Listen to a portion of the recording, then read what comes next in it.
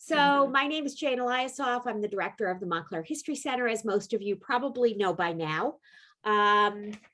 We've got a really fun one tonight. It was fascinating today at noon, and I think you're really going to enjoy this one. As a matter of fact, I see a couple of repeat people on here, so that tells me that it was really good because they want to see it a second time. I would like to thank everybody for donations. As you know, they are our lifeblood, and so we really appreciate them very, very much.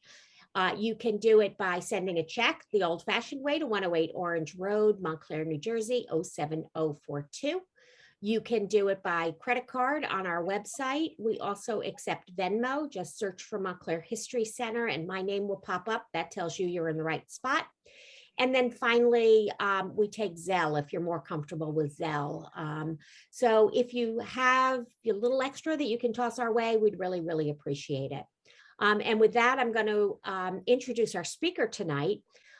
Dr. Jennifer Janowski is the Giordano Fellow in Public History at Rowan University, where she teaches topics of public history. She teaches American material culture, pre-Civil War America, and she also directs the internship history program, which if you popped on earlier, you will have heard us chatting a little bit about. That's job number one. Job number two is as the director of the Red Bank Battlefield Park in National Park, New Jersey. Now, I was confused. This is not the Red Bank down on the Jersey Shore. This is way down on the Delaware River. So at the battlefield, she's overseen a number of projects, but the one that is most near and dear to our topic tonight is that she has been sort of overseeing some new research initiatives on the Black experience at that battlefield, and she's going to share that information with us. She's also going to talk a little bit about how that information has sort of not made it into the history books, and she's going to talk about how it stayed alive even during that period when it was not considered relevant to the history of the site. That, plus she also lives in Glen Ridge, and she's the outgoing president of the Glen Ridge Historical Society. So with that, I am going to turn it over to Dr. Janowski, and she is going to share her screen and begin the presentation for us.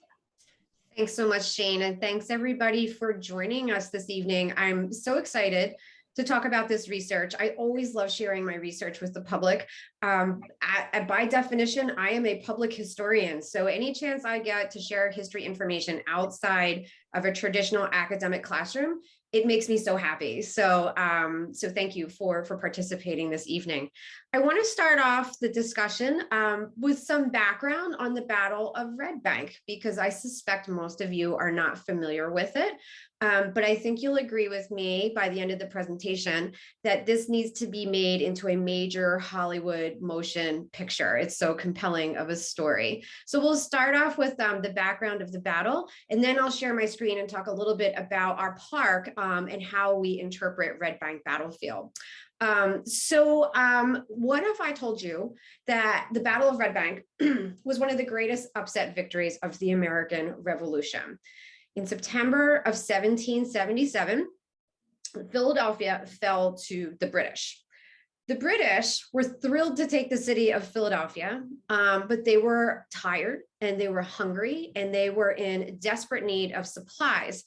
And the natural route to supplying Philadelphia is the Delaware River. And what had happened in 1777 was that Patriot forces had made the Delaware River inaccessible through a couple of primary means, but two that I'll talk about. One was through these devices called chevaux de frise. And when I share my screen in a moment, I have a picture so I can explain that fancy French term. But essentially, these were wooden spears that were sunk in the Delaware River with sharpened points. And so if a British ship was passing by, it would pierce the hull of the boat. And so they couldn't access the city by the river. And then there was also 3 forts strategically placed to protect the city of Philadelphia. One was Fort Billingsport, south of us in New Jersey, and one was Fort Mifflin, directly across from Fort Mercer on the Philadelphia side. And the last fort was Fort Mercer at Red Bank Battlefield. The battlefield is actually situated on the property of Quakers James and Anne Whitall, who found themselves in the middle of all of this revolutionary drama. The American or the Patriot military, I should say, had approached the Whittalls about selling their property. So this fort, but because the Whittalls were Quakers, it was consistent with their faith, and they said no. Well, that didn't bother the Patriots. They just took the land anyway. And the Whittalls were known as farmers. They were known for their fruit orchards, which had taken decades to mature. And the raw material for Fort Mercer comes from the fruit orchards and basically any trait on that property that they used to construct the fort. It became the raw material. And really, the Whittalls find themselves between a rock and a hard place because they don't choose sides in the revolution. Quakers found themselves in this really tricky spot where Patriot forces were suspicious of them and British forces were suspicious of them because they couldn't figure out what side these folks were on. So in October of 22nd, 1777, desperate to open the river to supply the city of Philadelphia, a combination of British and Hessian forces attack Fort Mercer. This afternoon, with the earlier presentation, I had made an assumption, and that was an incorrect assumption, that everybody would know who the Hessian soldiers were. So I just want to say a quick bit about who the Hessians were in case anybody's a little confused about that. The British did not have enough manpower in the revolution. They couldn't put enough boots on the ground to fight the American forces. And so they basically contract with Germany, what is today Germany, in the province of Hesse-Kassel to provide soldiers to fight with the British. So they're basically under contract with the British Crown, and that's why they're called Hessians. And so the Hessian soldiers joined the British forces in attacking Fort Mercer on October 22nd, 1777. So if you liked playing the odds in 1777, there's no way you would ever have put your money on the Patriot forces at Fort Mercer pulling a victory out of this one. So in Fort Mercer, defending the fort was Colonel Christopher Green and his Rhode Island regiment. They amounted to basically about 500 pretty inexperienced soldiers. 1777, they're not that far into the military conflict. Not a lot of people have a lot of experience fighting battles. So he had some pretty rough material to work with. By contrast, the Hessian forces, who were led by Colonel Emil von Donop, were a strong, organized fighting force of 2,000. So you got 2,000 versus 500. The odds were not in the Patriots' favor. But what happened that day was an absolutely unexpected victory for the Patriot forces. So they didn't just beat the Hessians, they absolutely crushed the Hessians in this battle. The battle itself lasts just under an hour. And midway through, the leader of the Hessian forces, Colonel Emil von Donop, falls, mortally wounded. So there's over 400 casualties from the battle, and ultimately the death of Colonel Emil von Donop. The Quaker house, the Whitall house, serves as a field hospital after the battle, and their bucolic farm is littered with mass graves in the following days. It was a stunning victory for the Patriot forces. And of those 500 troops defending Fort Mercer, 56 were African American. An integrated unit effected one of the greatest upset victories in the Revolution. But you won't read that in most history books. So in recent years, historians have explored the role of memory, monuments, and commemoration.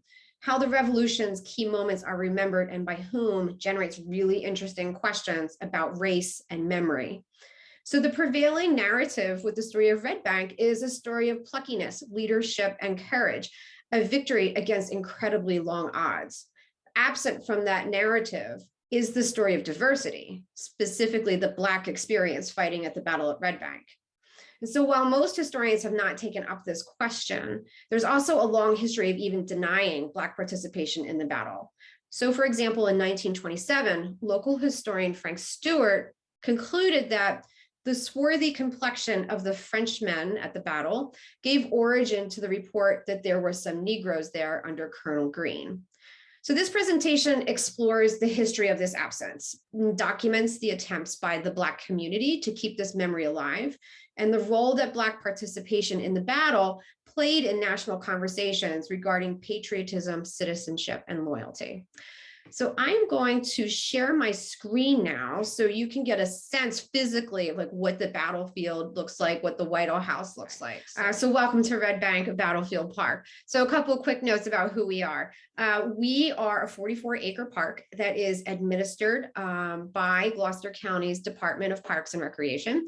And as I said earlier today, if you would like to hear some funny stories about my Parks and Rec experience based on the television show, I do have many stories about working at a Parks and Rec department. We're located on the Delaware River. We are right outside the city of Philadelphia. We are directly across from Philadelphia International Airport, which sometimes makes offering tours of our battlefield a little tricky because it gets kind of loud. Planes literally fly right over the park, and also directly across from our friends at Fort Mifflin. And so if you come to visit Red Bank Battlefield Park, and I hope you do take a trip down to South Jersey to visit with us, we have the usual recreational amenities of a public park. We have a fabulous playground, we have picnic pavilions, we have walking trails, and you can see the city from our walking trails there that you can see at the top. So most people actually visit our park for recreation. We're not dissimilar from, say, Valley Forge, where a lot of people really like to take in the landscape, hiking, scenery, things like that. But when our visitors do seek us out to learn some history, there's two spots that you can learn about the Battle of Red Bank. And one is the historic Whitall House, which dates from 1748. And the other is the remains of Fort Mercer, where there's a monument to commemorate the battle, which is what we're discussing today. So the Whitall House, a little bit about the Whitalls, who I had mentioned earlier, and you can see the date of the house on the exterior there. Their house anchored a 400-acre plantation. They're known again for their fruit orchards. They had a shad fishery, a brickyard, a lumber yard. They were incredibly financially successful for Quakers. They had a lovely house. This is the interior that you can see. And one of the things that really impresses our visitors is that the house is remarkably preserved. So basically everything in the house is original in terms of like building material and finishes. So for example, the wide plank floors, original nails in there, giant hearths. We have a butterfly cabinet for the display of ceramics. It's a pretty fancy house, and that sometimes surprises people because they were Quakers, but Quakers certainly like to display wealth like other people too. We also have an antique clock, a stretch clock that came down through the family. And Thomas Stretch is actually the clockmaker for Independence Hall. And so it's a very prominent piece, a very important piece in our collection. This is the kitchen. This is probably the most popular room in the house where we offer hearth cooking demonstrations. It is by far one of our most popular programs. We offer classes in teaching people how to cook on the hearth, and the demonstrations are also really, really well attended. We have amazing cooks, and the best part after a long day of having a public program is getting to eat the food that they make in the hearth. It is so tasty.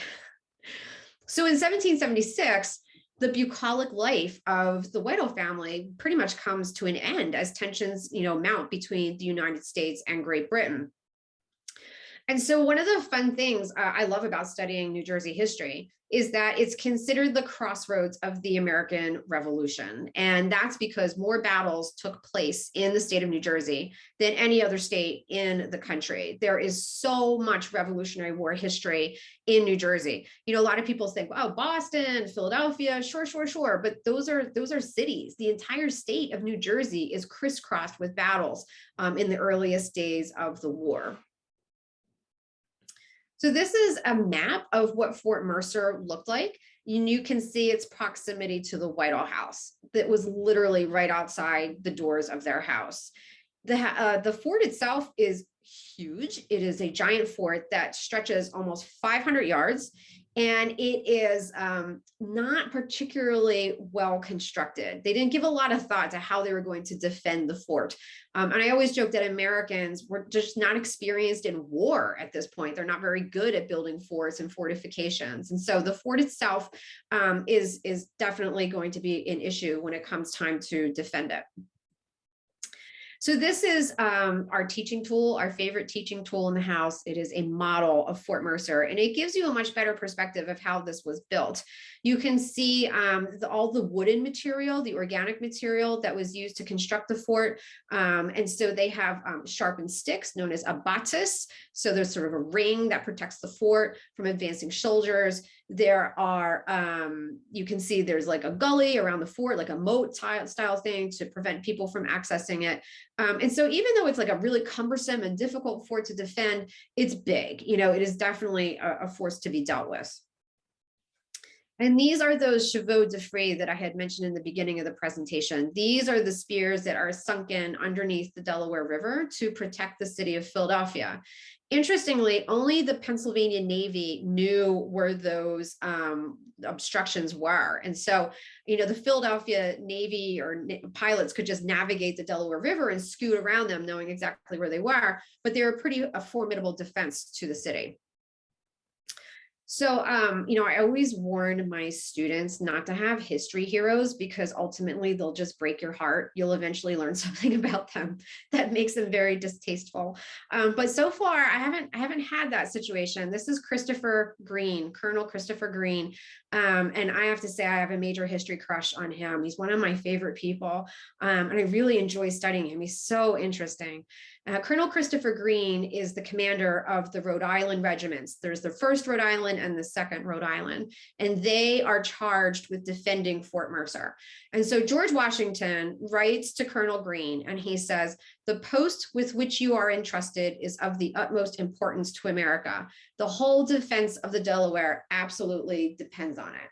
So, you know, no big deal. Just, you know, the whole fate of the war is resting on your shoulders there, Christopher Green, no pressure or anything like that. What helps Colonel Green and ultimately what really wins the day in the battle is that a French engineer by the name of Thomas Antoine de Mauduit, if I'm pronouncing that correctly, is assigned to Fort Mercer to help figure out how to make this thing functional. So early on in the war, the French are really interested in working with the Americans. You know, they're seeing some potential here to really inflict some damage on their enemies, Great Britain. And so what the French engineer comes up with is a plan. They basically construct a fake wall in the interior of the fort. So if you see where the red arrow is pointing down, they build a whole new wall on the inside of the fort. And the Hessians are going to really, you know, come at them from where that blue arrow is. That was one of the major courses that they chose to attack Fort Mercer. And so when they breached the fort, the Americans had actually concentrated most of their firepower in that one area. And so the Hessians come in, they yell, huzzah, you know, they think they've taken the fort so easily, and the Americans just open up everything on them. And that's where you're going to see the heaviest amount of casualties in the battle. So the battle itself was so short. I mean, this is like one of the shortest battles in the Revolution, 30, 45 minutes top, and a massive amount of casualties inflicted on the Hessians. The Americans also had casualties, but nowhere near the losses that the Hessians experienced. The Americans lost 14 who died that day, and 23 were wounded. This is just a quick graphic to give you a sense of how many casualties were in that one area of the fort, how effective it was, the French engineer who had drew the Hessians into that space. A couple of years ago, we did an archaeological survey of the battlefield, and in that particular area, a huge concentration of musket balls, grape shot, artillery. It was just massive. And I said this earlier today, but it always resonates with me. Our project archaeologists at one point looked up and said, man, did they unload a whole lot of lead in this place? Like even to this day, there is still so much to be found on the battlefield. So one of the legends that emerges from the battle is that Anne Whitall, the Quaker mistress of the home, refused to leave. during the battle. She believed her faith would protect her, that it was God's destiny that she be there. She stayed at her spinning wheels throughout the battle, and she's known really as the heroine of Red Bank. It's sort of a mythology that develops in the early 1900s with the Daughters of the American Revolution. That's a whole other lecture for another time, but it's really interesting how Anne Whitall becomes positioned as sort of the hero of the battle. Very curious. So as I mentioned earlier, the Whitall House is used as a field hospital, and it was an absolutely brutal scene of suffering and pain. The types of injuries that you would receive in a battle like this were brain injuries, concussion injuries, impact injuries that would require amputation, and all kinds of terrible accounts of bloodstained floors, mass graves, horrible, horrible scene of pain. And this quote here from Captain Johann Ewald, a Hessian soldier, this is part of our interpretive signage in the park. And he says, "This day was especially sad for me. I lost 5 of my oldest friends.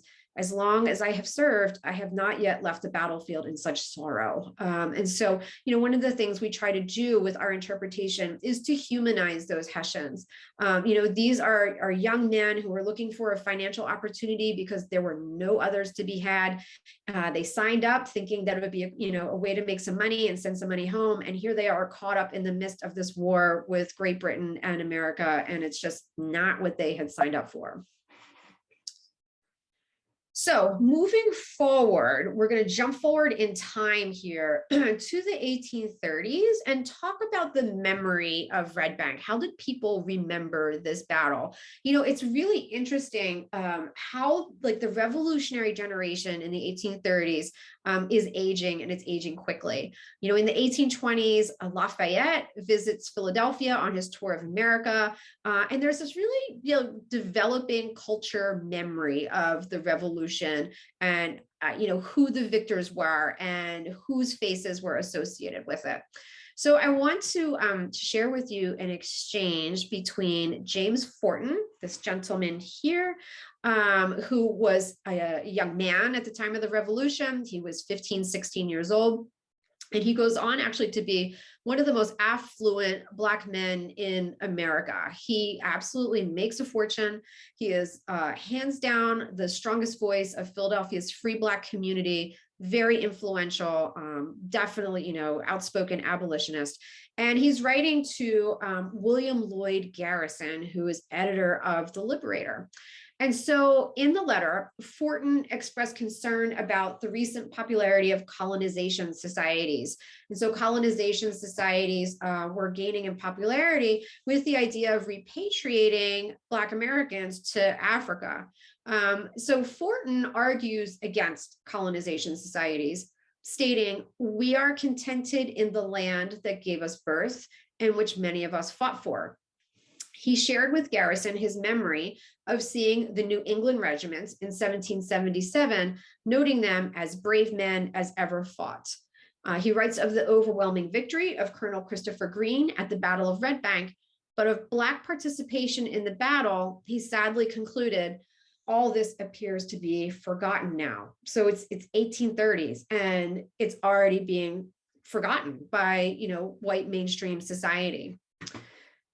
And this is a painting that's currently at the Museum of the American Revolution. If you like Revolutionary War art, this is the Don Troiani exhibit, who is a master illustrator of military history. If you have a question about what a uniform looked like, he's your guy. He knows this stuff inside out. He's incredibly precise. And this is a painting that he did of the Rhode Island Regiment marching through Philadelphia in 1781 on their way to Yorktown. So in 1845, about 15 years or so after Forten pens that letter, a local lawyer named Isaac Mickle publishes a book called Reminiscences of Old Gloucester. And this is the type of book that's really common at the time, documenting local lore and local histories, things like that. But he writes about the Battle of Red Bank, and his work documents the presence of African Americans at the battle. His source for this information is who he refers to as a respected friend. He states that of the men under Colonel Greene in this action, many were blacks and mulattoes. And he goes on to explain that his friend was in the fort the day after the battle, and he cannot be mistaken as to this point.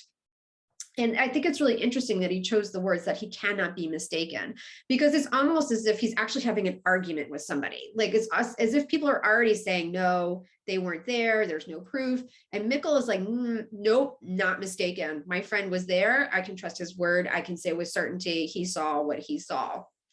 And then moving into the 1840s, more and more people are visiting Revolutionary War battlefields. It's a really sort of interesting cultural phenomena, a tourism phenomena in the 19th century, that people want to visit America's battlefield sites. It's not something unique to today. And in 1845, B.J. Losing, who's a military historian, is documenting these battlefields. He visits Red Bank and he meets with the grandson of Anne and James Whitall. And in their conversation, they talk about Anne Whitall, how she stayed in the house at the spinning wheel during the battle, and she was the heroine of Red Bank. She was, quote, an angel of mercy to the sick and ailing Hessian soldiers. It seemed clear that if there was going to be a hero that day, it was Anne Whitall. There's no mention of Black participation in the battle. But I wanted to show you real quick this illustration from his book, because there's a burst cannon here on the banks of the Delaware River. And if you visit our park today, we actually have a burst cannon on display. We believe this is the cannon that Losing had seen when he visited. And this is a second cannon. It's a fragment of a much larger gun that we uncovered in our archaeological survey a couple years ago. So this piece weighs over 848 pounds. It is a big gun. And so if you visit with us, you can check these two sites out. So by the 1850s, as I mentioned, Red Bank is a popular place for people to come and visit, to, ponder like Victorians did, to think about what happened there and the sadness of the battlefield and the patriotism of the emerging nation. And in 1829, Pennsylvania and New Jersey residents collected funds to dedicate a monument to the battle, which is what you're seeing here. And this is a picture that our friends from the Gloucester County Historical Society took of this painting in their collection. It's a monument on the bluffs of the Delaware River, and it is actually the third Revolutionary War monument to be dedicated in American history. So we are in the top 3 of original Revolutionary War monuments. So the place itself, people like to visit the monument. People were taking souvenirs in the form of musket balls or grape shot, but also the grave of Colonel Emil von Donop, who had died in the battle, was pillaged for relics too. And so there's, unfortunately, sadly, his grave was desecrated with people walking away with souvenirs. But what emerges in the 1850s is like a public memory of the battle that's devoid of Black participation. And so in the mainstream white society, that is the case. But in Philadelphia's Black community, that is not the case. And this is where my research comes in. It's been so fascinating to document how the Black community remembered Red Bank. And one of the things that I should mention is, well, how do I know? What do I know? Like, where do my sources come from? And a lot of this is from newspaper accounts and also pamphlets and personal letters that were written. So it's been really a pleasure to get to work with such rich archival documentation. So in the 1850s, Philadelphia's Black community had a lot to celebrate, even as the Civil War approached. So Philly is home to the largest free Black population in the country. The city teemed with Black churches, temperance societies, literary societies, literary clubs, mutual aid associations. And so it was a really thriving free Black community. And one of the holidays that they liked to celebrate was Emancipation Day. And Emancipation Day is the day Great Britain ended the practice of slavery in the islands. And so in 1861, the leadership of Philadelphia's Mother Bethel Church, as seen here, organized a trip to Red Bank Battlefield to celebrate Emancipation Day. This is an incredible moment of memory in work. They want to celebrate the liberation of the British islands from slavery, it's 1861. We're on, the eve of a major, major moment in American history with the Civil War. And the leadership of Mother Bethel Church decides they want to take everybody to go see Red Bank Battlefield. Several hundred church congregants participated, as well as their Sunday schools. So lots and lots of children also participated in this event.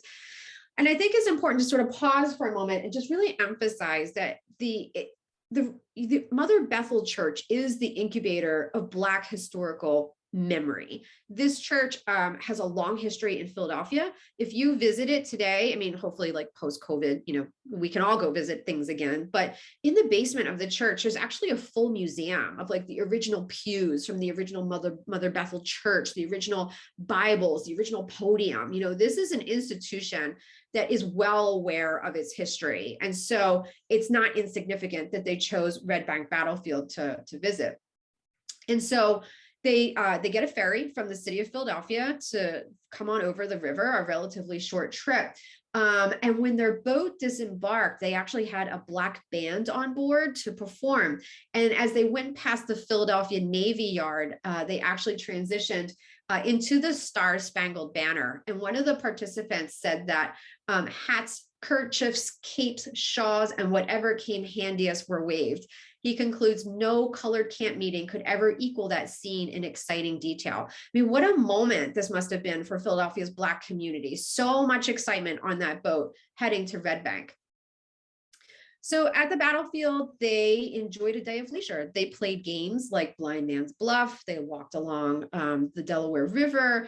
And they also picked out, as they said, interesting spots of history to explore on the battlefield. And one of the participants concluded at the end of the day, this is the place at which colored men so nobly defended the city of brotherly love. And so as 1861, as the nation is gearing up for this intense conflict, with the Confederacy, that memory of Red Bank is really burning bright in the nation's Black community. It's not just the Philadelphia community, I should mention. There's sources all over from the Northeast documenting this memory. So for example, Black abolitionist Alfred Green argues these colored soldiers should be attached to the Home Guard. He's making an argument for using Black troops in the service of the Union.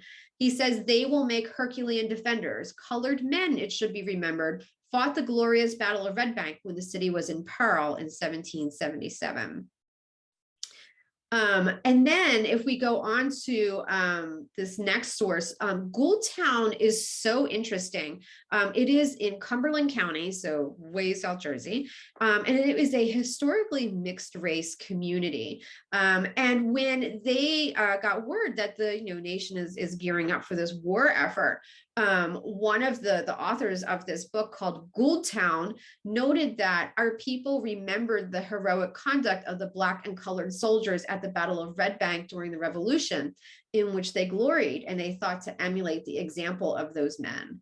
But when the government denied their petition to participate in the Union war effort, the lighter complected members of the community actually passed for white and served in the Union effort. And so, as obviously we know how the Civil War ends. In the 1870s, the Whitall's property actually is sold to the federal government. And there's all kinds of discussion about what it's going to be. The military wanted to use it as a fortification, but there's no real need to defend the Delaware River in the 1870s. There's discussion actually of making it a national park.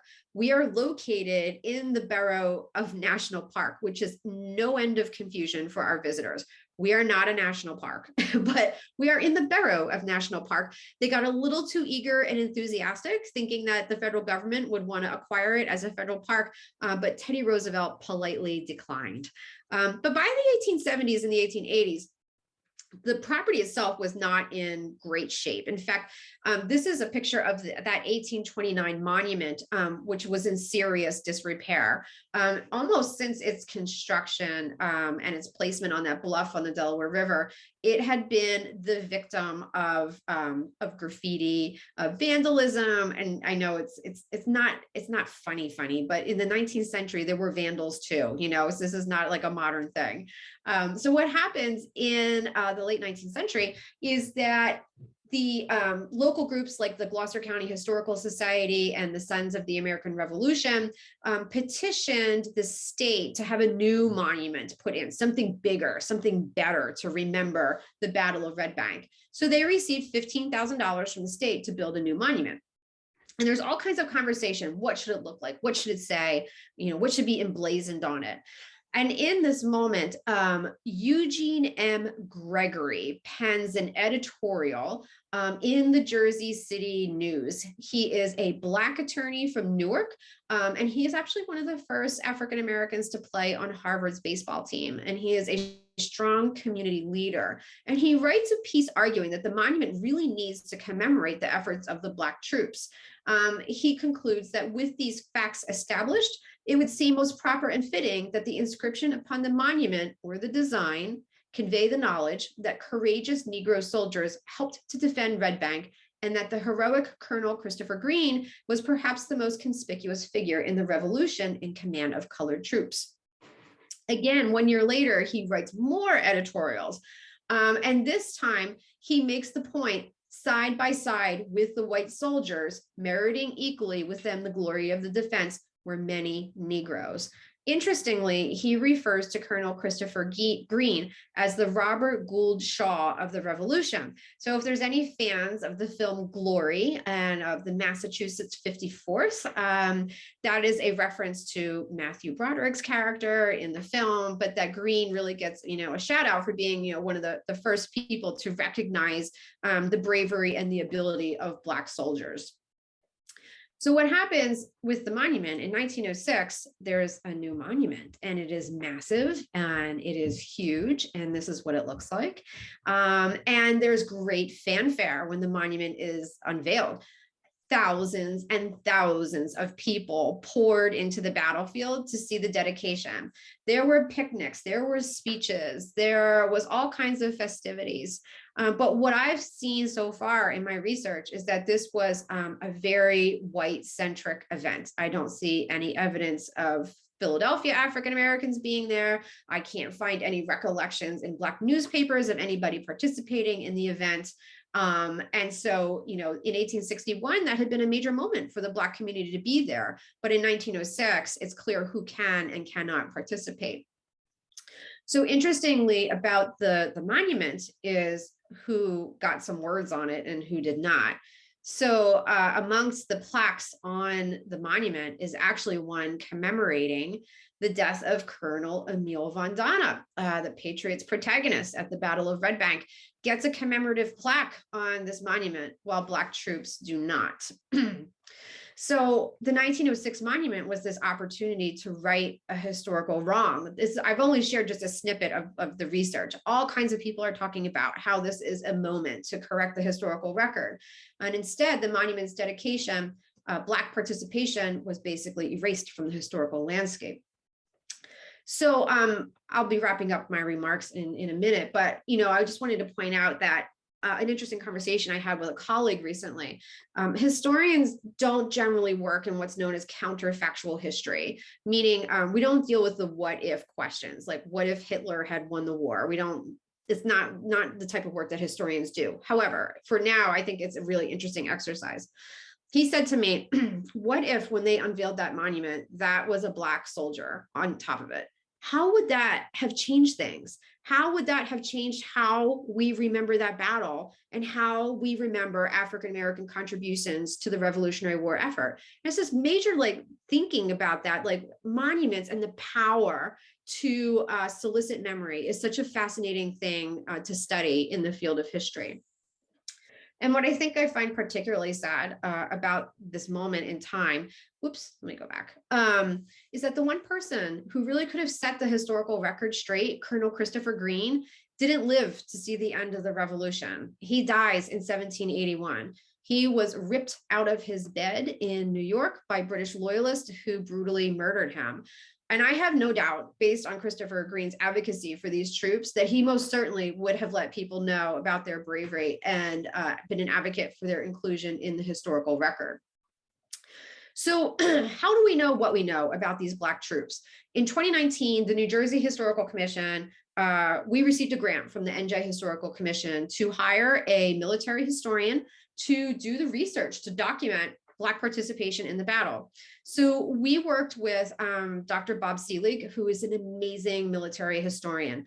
I am not by training a military historian. I am not trained to work in military records. I'm more like a social cultural historian, like diaries, writings, newspapers. That's where I feel really comfortable analyzing sources. But Bob knows muster rolls. He knows enlistment records. He knows pension records, and he knows how to find them. And what he came up with was 56 African-American soldiers that day at the Battle of Red Bank. And thanks to Bob's research, we now know about people like Thomas Reynolds, who had only been a soldier for 5 months before the Battle of Red Bank. He was injured by falling timber at the battle, hit him in the head, and he never fully recovered. In 1781, he was transferred to the Corps of Invalids, which is a unit that if you had been really grievously injured, you could still continue to serve and still receive payment and food rations and things like that, but just really, really light duty. But we also learned of Moses Weeks, who served at Red Bank, who died on September 1st, 1778, possibly from battles sustained at the Battle of Monmouth. And we learn of Prince Childs, who was a veteran of Red Bank. He had also endured that terribly cold winter at Valley Forge, who died trying to protect Christopher Green from the murdering loyalists. And these compelling stories demonstrate the lengths that African-American soldiers went to fight for freedom.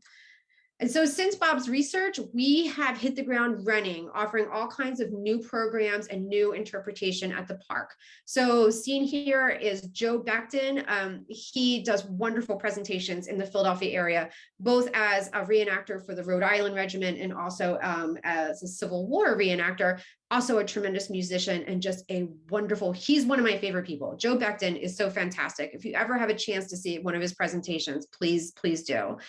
We brought in a pop-up exhibit. The state of New Jersey has this exhibit called Oh Freedom. It's portable. You just, you pick up these bases, they pop up, and we had a wildly successful exhibit there. And also new interpretive signage in our park that documents the role that African-American soldiers played at the battle. These signs are like my babies. I think we worked so hard to get them through a grant from the Historical Commission. They took so long to do, but they are so popular with our visitors. So one of the last things that I sort of want to lead you with, and then I'm happy to answer some questions. So one of the more challenging aspects of working in public history is helping our visitors understand that participants in historical events, they don't know how their story ends. We know how their story ends, but in the moment, they certainly don't know.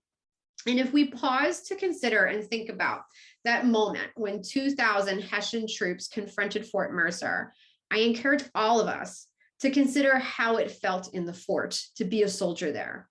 Terrifying? Yes. Adrenaline-filled? Absolutely. Imagine Colonel Christopher Green's composure with all eyes on him. And now imagine Colonel Christopher Green's gaze on his men. When we envision that moment, we need to remember Eugene Gregory's words, side by side, African-American and white soldiers under Green's steady leadership pulled off the unthinkable. So in conclusion, I would just like to say that while the words here of National Park Service Ranger Betty Soskin is so true, what gets remembered is a function of who is in the room doing the remembering. But I'm happy to say that the museum community and public history community has absolutely embraced this idea of more inclusive narratives, of diversifying our history. And I always tell my students that the best public history takes place at the local level. Yes, the National Park Service is amazing. Yes, the Museum of the American Revolution is fantastic. But the work of places like the Montclair History Center, and reinterpreting the Crane House is an example of this type of work. What we've done at Red Bank Battlefield is an example of this work. Local libraries offering presentations, community centers. My local Y has a display now for Black History Month that is fantastic. And this is at our Ys, like at the local YMCA. And people stop and they look and they read and they appreciate it. So the opportunity to really, influence the narrative of American history is absolutely available at these local institutions and makes really the work of public history so much more enjoyable. The monument, are you going to put a new plaque on it that talks about the African American troops that are there, or do you have interpretive signage near it to explain that? We have interpretive signage right next to the monument that talks about Black participation in the battle.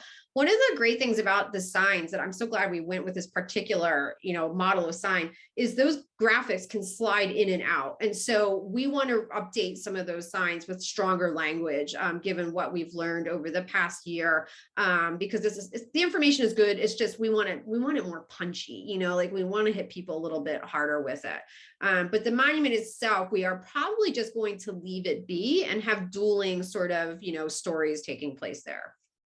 Why was Colonel Green in New York when he was murdered in New York? Yeah. He was there basically to keep an eye on the English loyalists. It's late in the war. It's 1781 in the spring. The war is almost done. There's I was going to include it. I'm not super comfortable with it, but since we're just chatting, I'll throw it out there. There's speculation that Green was murdered because at that point he was in charge of a 100% Black regiment. In 1778, so 1777, it's an integrated unit. In 1778, the unit is reorganized and it becomes known as it's the Black Regiment, and Green is the commander of the Black Regiment. He is pulled out of bed, stabbed brutally. It is a brutal murder with Black troops there trying to defend him. His Prince Child, he dies. And it really goes sort of above and beyond the traditional rules of warfare. Like, this is not a battle. This is a flat out murder. And it's this incredibly sad moment. He never gets the sword that Congress had appropriated to him. We're trying to borrow that. It's at the Rhode Island Historical Society, and I really would like to display that sword. But a really tragic end to such a fascinating person. Statement. I am a Rhode Islander. So I'm excited that you have included the Rhode Island Regiment. In Rhode Island, we learned about Nathaniel Green and the American Revolution. Any connection to this Colonel Green? Yes, Nathaniel Green is Christopher Green's cousin. And I have to say, I'm a little disappointed that you learned about Nathaniel and not Christopher, because Nathaniel leaves Rhode Island after the war and he says, you know what, when I was down south, that whole slavery thing, that seemed great. So, he becomes a slave owner in South Carolina after the war. But what was really interesting, I think, about Rhode Island is because it's so small, that the militia, before the Revolutionary War really kicks off, was already integrated because they didn't have enough people. And so by necessity, it's an integrated fighting force that just, sort of blobs on, goes right into the revolution as an integrated fighting force, because that's what they had been accustomed to, as opposed to the South, where George Washington is not even entertaining the idea of arming the enslaved population. That's just not a topic of conversation for him. What's interesting is that the snippets that I received in Rhode Island was that the Black troop was called the Ethiopian Army, and that many of the fighting men were actually offered up by their enslavers in order to meet the needs of the draft without having to go themselves. Yeah, so it's a really interesting and a little bit complicated of a history. So in the winter of 1778, everybody's at Valley Forge. And so George Washington gathers his guys and he says, you know what, like, this is bad. Like, we don't have enough people. People are sick and dying. People are deserting. This is not a good situation. So he says to Green, you need to get us more guys from Rhode Island. And Green says, I don't have any. Like, have you seen the size of Rhode Island? We don't have any more people to offer you. But he said to Washington, he said, I have an idea. These guys at Red Bank, these Black guys, they fought really hard, and they are something. And I think what we should do is go back to Rhode Island and recruit the enslaved population. We'll pay the owners, we'll give them compensation for their quote unquote property, and we can fill the ranks. And Washington's like, he's not like really into the idea. He was never really into the idea of arming enslaved peoples, but out of necessity, that's what happens. And so the slave holders in Rhode Island are compensated, for their labor. The Ethiopian regiment, it's entirely possible they referred to the Rhode Island regiment that way. But in Virginia in 1775, Lord Dunmore from the British side had recruited Black enslaved peoples from Virginia to become part of this Ethiopian regiment to fight against the Americans. And this is why, like, Washington's like, oh God, this is like the worst thing possible. We don't want this to happen. And so, one of the interesting things I think about the Revolution is what goes through an African-American, a Black person's mind in 1776. Whose side do you pick? Because, the British are making offers left and right of freedom. And in fact, at the peace treaty, people in America want compensation for their runaway slaves. They said, look, like, this was a piece of property. You need to compensate us for this. And the British are completely indignant about that. And so many of that population ends up going to Canada. Some are sold back into slavery into the islands. So, you have this really interesting situation of who do you throw your weight to in that moment, which makes the story of the Rhode Island Regiment really compelling to me, that there was these individuals who really believed in this moment, for the emerging America, that like there was this opportunity to do something different, and, put their weight in with them. Davida, when was slavery abolished in Rhode Island? Do you know? Okay, now you got me on the spot. Oh, sorry about that. But it was prior to 1865. Right. No, I know it had to have been prior to 1804 is my imagination, but right. It was, but as a northern state, Rhode Island, like many northern states, has that complex history of being involved in the slave trade. Rhode Island was a slave port, like New Jersey was a slave port. So there's a complex history, while there are, again, many stories to be uncovered. Right. Jen, Davida is a high school history teacher. Bless you. I have 2 high schoolers, and I don't know how you do what you do. You know what? Keep me in prayer. What I will tell you though is I teach Harry Washington, who was enslaved to George Washington, who does take Lord Dunmore's, takes him up on his offer. And the students have the opportunity to see the decision that an enslaved person might make with the American Revolution. Because as you said, George Washington was very opposed to losing his property or giving the enslaved people that he and Martha owned the opportunity to fight for independence that they wouldn't get. Also, the same debate comes up, as you know, with the Civil War. If slavery makes sense, how can we say that this property is now people who can now function independently as soldiers? So it's the same debate that comes up again, comes in the American Revolution, comes in the Civil War. Yeah, exactly. I'm so glad that you shared that story with your students. I'll tell you what, with all the conversation about, what's being taught in America's schools, my situation with my kids and what I've seen from, kids who visit our site, they want this content. They love it. They love to hear it. My son said, I'm so tired of hearing about Alexander Hamilton, which hurt my heart a little bit, because I'm very interested. I'm invested in Hamilton. But he really gets excited about hearing these stories. And another quick thing, if you're interested in Washington and the story of enslavement, that Mount Vernon has a wonderful podcast if you're into podcasts, and it is so good. It is so well done. And it really delves into Washington's thought processes, the people who he enslaved, the Harry Washingtons, the Ona Judges, the Hercule Posies, such interesting people in Washington's life with self-emancipation is so good. So interesting. We've got a minute or two left. Does anybody else have any questions before we wrap up for tonight? Great information. Absolutely. Everybody does need to hear this kind of stuff.